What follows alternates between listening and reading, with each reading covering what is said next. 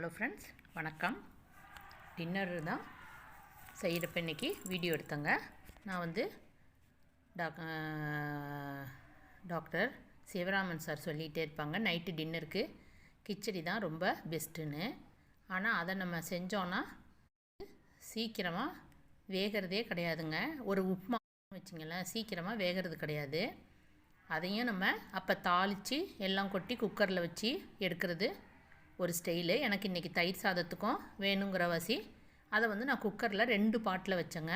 ஒன்றில் வந்து சாதமும், இன்னொன்றில் வந்து ஒரு டம்ளருக்கு ஒரு 2.5 டம்ளர்கிட்ட எனக்கு கொஞ்சம் குழைவாக வேணும்னு நான் 2.5 வச்சுக்கிட்டேன். நீங்கள் 2 இல்லை 2.25 வச்சுக்கலாம். தனியாக நம்ம வேக வச்சு கோதுமையை எடுத்த பிறகு நம்ம கிச்சடி ரைஸுக்கு அதுக்கப்புறம் வதக்கி அந்த சாதம் பருப்போடு கலப்போம் பாருங்கள், அந்த மாதிரி தான் இன்றைக்கி. அதுக்கப்புறம் கடாயில் எண்ணெய் ஊற்றி நம்ம பட்டை ஜாமான் அதெல்லாம் போட்டு காய்கறியோட காரம் உப்பு எல்லாம் போட்டு நல்லா வதக்கி கொஞ்சம் காய்கறியும் வேக விட்ட பிறகு அந்த குக்கரில் வேக வச்சுருந்த கோதுமையை எடுத்து இந்த கடாயில் நம்ம காய்கறியோடு சேர்த்து நல்லா கொஞ்சம் பிரட்டி விட்டு, நம்ம இப்போ அதிகம் நம்மளுக்கு எண்ணெய் தேவைப்படாதுங்க.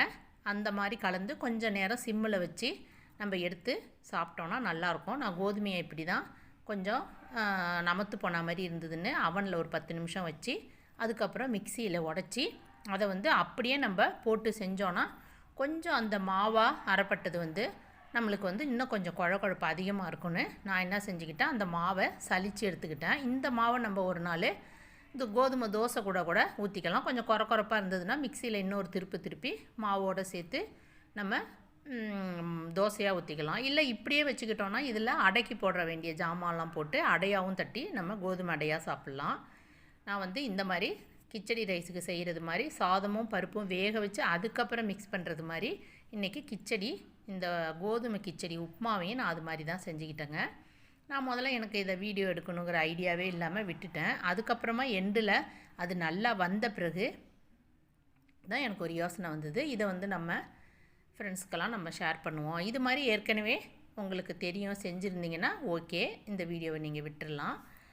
இது மாதிரி தெரியாதவங்களுக்கு இதில் என்னன்னாக்கா நம்ம தனியாக அந்த மாதிரி குக்கரில் எல்லாம் வதக்கி வேக வைக்கிறது ஒரு ஸ்டைலுங்க. இது வந்து வெறுசாக கொஞ்சம் கோதுமை கூட வேண்டிய தண்ணி ஊற்றி கொஞ்சம் மிளகு சீரகம் இதெல்லாம் உப்பெல்லாம் போட்டு தனியாக வேக வச்சு எடுத்து அப்புறமா நம்ம காய்கறி கூட இதை சேர்த்து கலந்துக்கிட்டோங்க. டேஸ்ட்டில் ஒரு வித்தியாசமும் தெரியல.